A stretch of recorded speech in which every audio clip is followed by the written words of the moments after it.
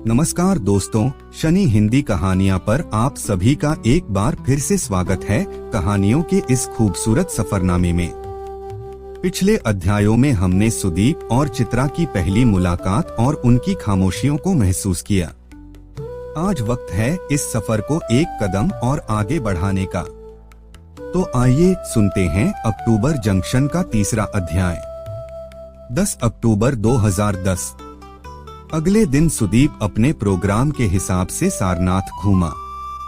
वह बनारस क्यों आया था, इसकी सही वजह यही थी कि वह आजकल अपने बिजनेस को आगे बढ़ाने को लेकर बहुत पैनिक करने लगा था। वह आजकल एंटी डिप्रेशन दवाइयां ले रहा था। उसको एक डॉक्टर ने सलाह दी थी कि कुछ दिन वह अपने आप को इस दुनिया से एकदम काट ले। सुदीप के बारे में कुछ बताती चलूं कि सुदीप ने किसी आईआईटी या आईआईएस से पढ़ाई नहीं की थी, बल्कि वह 12वीं क्लास तक ही पढ़ा था, ग्रेजुएट भी नहीं था। सुदीप बचपन से मैथ्स में बहुत अच्छा था, ओलंपियाड में भी बहुत अच्छा परफॉर्म किया था। उसको मैथ के नंबर ऐसे समझ आते थे जैसे कि नंबर ना होकर लोग हों जिनकी शक्ल वह पहचानता हो। सुदीप को अखबार में आने वाले कंपनियों के शेयर प्राइस याद हो जाते थे। वह शेयर वाले पन्ने को घंटों पढ़ता था। धीरे धीरे उसका शेयर में इतना इंटरेस्ट बढ़ गया कि दलाल स्ट्रीट नाम की मैगजीन लखनऊ में सबसे पहले खरीदकर पढ़ लेता था। जितना भी कुछ ऑनलाइन मिलता वह सब कुछ पढ़ जाता। वह शेयर मार्केट में बिना पैसा लगाए भी इसको गेम की तरह खेलता कि अगर उसने इतने पैसे लगाए होते तो कितने हो जाते। उसने अपने दोस्तों से पैसे उधार लेकर मार्केट में पैसा लगाना शुरू किया और धीरे धीरे इस खेल का बड़ा खिलाड़ी हो गया। 12th के बाद 2 साल तक तो वह IIT JEE की तैयारी का बहाना बनाकर शेयर में खेलता रहा। उसने यह सब इतना चुपचाप किया कि घर पर किसी को पता नहीं चला।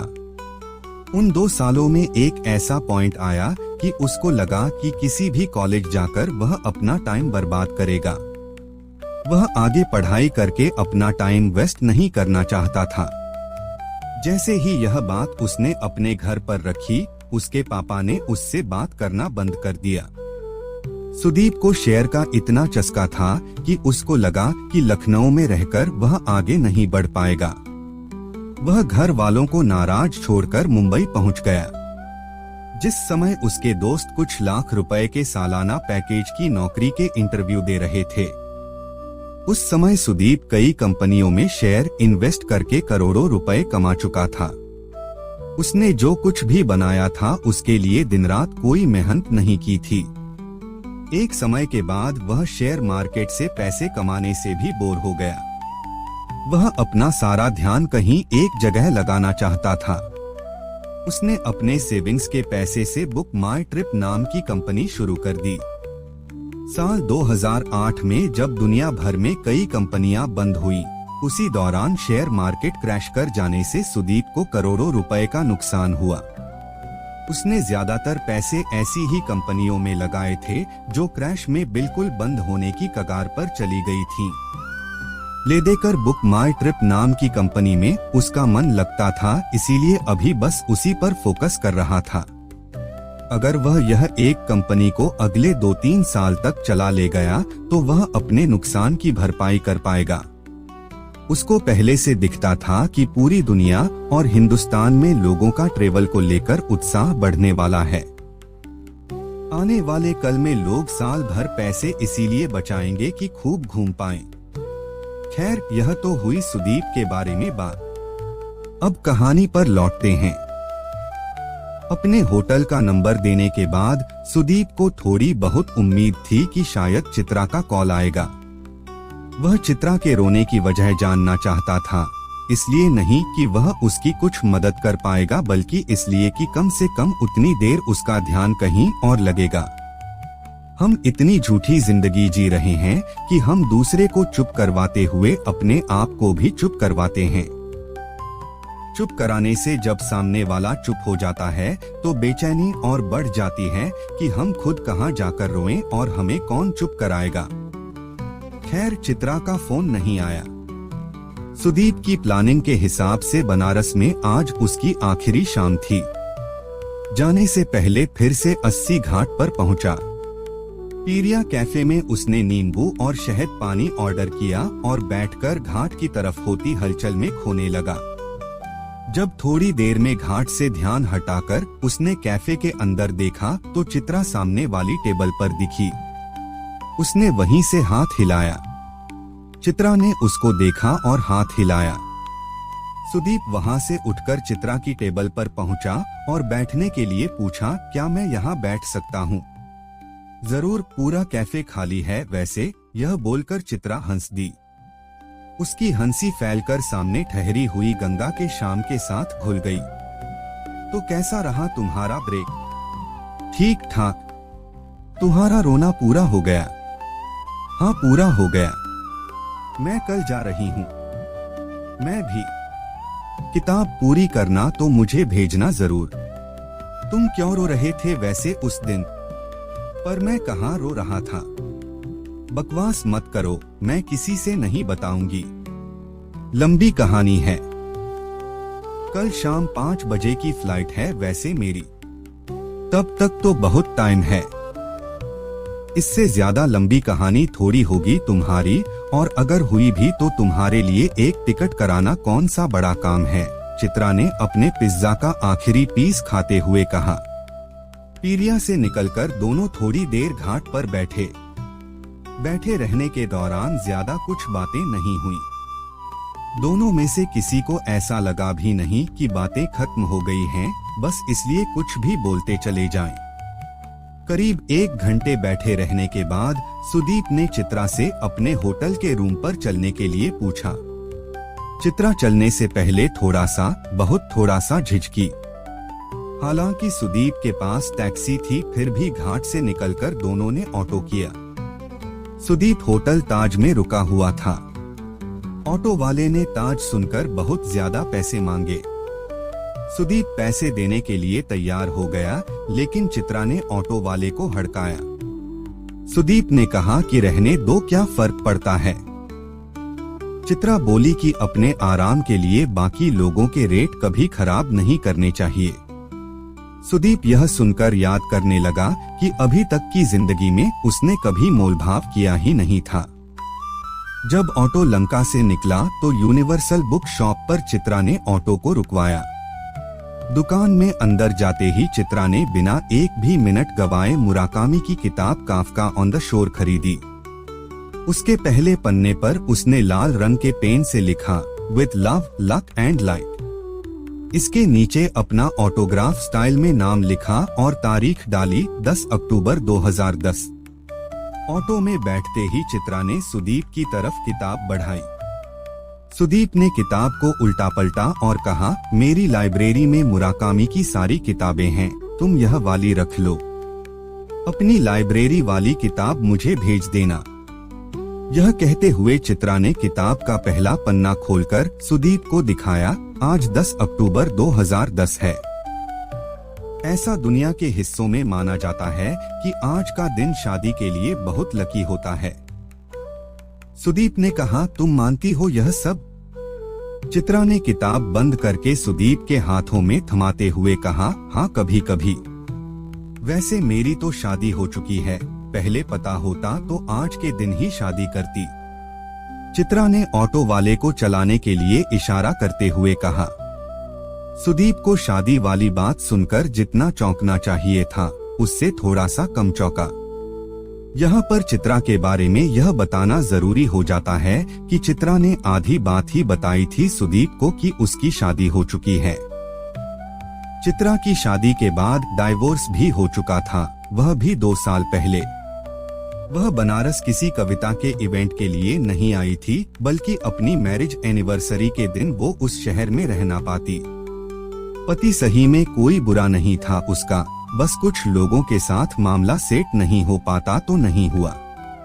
चित्रा और उसके पति दोनों कॉलेज में एक साथ थे, उनकी लव मैरिज हुई थी। चित्रा ने एक नॉर्मल सॉफ्टवेयर कंपनी में 2 साल नौकरी भी की थी। अब वैसे भी दुनिया में डाइवोर्स होना कोई ऐसी बड़ी बात तो है नहीं, डाइवोर्स ना होना शायद ज्यादा बड़ी बात है। चित्रा बचपन से भी कुछ ना कुछ लिखने की शौकीन थी। चित्रा का कोई भी एक ऐसा दोस्त नहीं था जिसके साथ उसके संबंध अच्छे रहे हों। वह कभी ना कभी किसी ना किसी बात पर लड़ लिया करती थी। थोड़ी मुहफट थी तो यह बात सबको अच्छी नहीं लगती थी। चित्रा को सब कुछ चाहिए था, नाम, पैसा, जिसके लिए वह बहुत ज्यादा मेहनत नहीं करना चाहती थी। उसका पति क्योंकि इकलौता बेटा था, इसलिए डाइवोर्स के बाद चित्रा को ठीक ठाक पैसा मिल गया था। लेकिन पैसा इतना नहीं था कि चित्रा अपनी पूरी जिंदगी आराम से काट सके। वह सोचती थी कि किताब लिखकर वह अमीर बन जाएगी और पैसे भी कमा लेगी। 2 साल से अपनी किताब पूरी ना कर पाने की वजह से जिंदगी में ठीक ठाक दुखी भी थी वैसे वो। खैर, चित्रा के बारे में जान लेने के बाद हम ऑटो में लौटते हैं, जहां चित्रा और सुदीप होटल की तरफ जा रहे हैं। वे ताज में रूम में जाएंगे या रेस्टोरेंट में, देखते हैं। लेकिन उससे पहले ऑटो वाले ने मनोज तिवारी का गाना बदलकर लग जा गले कि फिर यह हंसी रात हो ना हो चला दिया था। गाना बदलते ही ऑटो के अंदर का माहौल भी बदल गया था। चित्रा को पता था कि वह होटल जा रहे हैं। चित्रा ने सुदीप से पूछा, क्या पीते हो तुम? मैंने पीना बंद किया हुआ है, एलर्जी होती है। तुम क्या पीती हो? विस्की, लेकिन कभी कभार जब बहुत खुश होती हूँ या बहुत दुखी। ऐसे ही, केवल पीने के लिए नहीं पीती। ऑटो ताज के बाहर रुका। चित्रा ने फटाफट अपने पर्स से पैसे निकालकर दे दिए। सुदीप ने पैसे देने के लिए अपनी जेब टटोली, लेकिन तब तक चित्रा ने पैसे दे दिए थे। उसको जेब टटोलते देख चित्रा ने बोला कि वह कभी बाद में कहीं कॉफी पिला दे, हिसाब बराबर हो जाएगा। दोनों होटल के अंदर घुसे। गेट पर खड़ी सिक्योरिटी ने दोनों को थोड़ी अजीब नजर से देखा था। सुदीप ने पूछा भी कि हम लोग रेस्टोरेंट में बैठ सकते हैं? चित्रा ने कहा, नहीं, आराम से रूम में बैठते हैं। सुदीप को थोड़ा सा अजीब लगा था।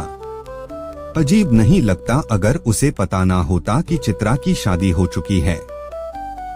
ऐसे तो लड़कियों के साथ रुकना सुदीप के लिए कुछ नया नहीं था। वैसे भी बहुत सी लड़कियां मिलती थीं उसको, वे उससे ज्यादा उसके पैसों में इंटरेस्टेड थीं। यह बात सुदीप को भी अच्छे से पता थी। सुदीप के लिए लड़कियों के साथ सोना या रुकना ऐसा कोई लाइफ का बड़ा सवाल नहीं था जिसके बारे में उसे एक सेकंड भी सोचना पड़े। कमरे में जाते ही चित्रा ने टीवी ऑन किया। सुदीप वॉशरूम में हाथ मुंह धोने चला गया। शीशे के सामने उसने अपने आप को थोड़ी देर तक देखा। वह कुछ नहीं सोच पा रहा था। जब वह वॉशरूम से लौटा तो चित्रा आराम से बिस्तर पर टेक लगाकर पसर चुकी थी। सुदीप ने पूछा, क्या क्या ऑर्डर करना है? बस कुछ खाने को कर दो, दारू तो है ही मेरे पास। यह कहते हुए चित्रा ने अपने बैग की तरफ इशारा किया। क्या बात है, बैग में दारू लेकर चलती हो? अरे नहीं, आज बहुत अच्छा दिन है, इसीलिए सोचा था कि आज साथ पिएंगे। ऐसा क्या है आज? कहानी का एंड मिल गया है। वैसे भी अकेले पीती बैठकर इससे अच्छा कंपनी मिल गई। लेकिन मैं तो पीऊंगा नहीं, मुझे एलर्जी हो जाती है। ऐसा है, एलर्जी की दवा भी है मेरे पास। दारू पी लो फिर खा लेना, एक दिन में ऐसा कुछ नहीं हो जाएगा तुम्हें। चित्रा ने इतना कहने के बाद सुदीप पर थोड़ा सा भी जोर नहीं डाला। जोर डाला होता तो वह शायद ना पीता, लेकिन चित्रा ने इस स्टाइल में पूछा कि सुदीप मना नहीं कर पाया। अगले 5 मिनट में दोनों पहला चेयर्स कर चुके थे। Cheers to your book, Sudeep बोला। तो अब बताओ, उस दिन रो क्यों रहे थे? तुम्हें गलतफहमी हुई है, मैं कहाँ रो रहा था। देखो बेटा सुदीप, ऐसा है, मना तो तुम कर नहीं सकते। और माना कि तुम बड़े बिजनेसमैन हो, लेकिन मैं भी छोटी मोटी लेखिका हूँ। कब कौन रो रहा है पता चल जाता है मुझे। नाटक मत करो और बताओ। इसके बाद सुदीप यादव ने अपनी पूरी रामकथा शुरू करी, जो हम जानेंगे कहानी के अगले भाग में। तो दोस्तों, सुदीप की जिंदगी का वो कौन सा राज है जिसने उसे बनारस की गलियों में ला खड़ा किया? क्या चित्रा और सुदीप की ये मुलाकात किसी नए अंजाम तक पहुंचेगी? जानने के लिए बने रहिए हमारे साथ। यदि आपको यह कहानी पसंद आई हो तो शनि हिंदी कहानियां को अभी सब्सक्राइब करें और बेल आइकन दबाना न भूलें। मिलते हैं अगले अध्याय में, तब तक के लिए अपना ख्याल रखें।